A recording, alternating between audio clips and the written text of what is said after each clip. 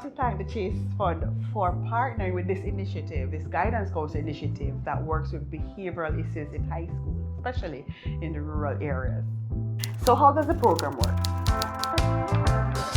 So if there's a student that has behavioral issues, this guidance counselor will select that student and they will work from the book. Each week has a proverb that works on a habit.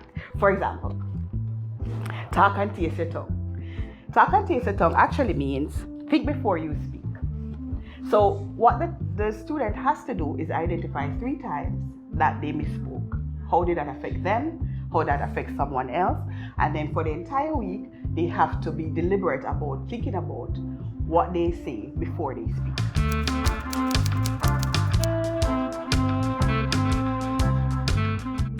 Big up Chase.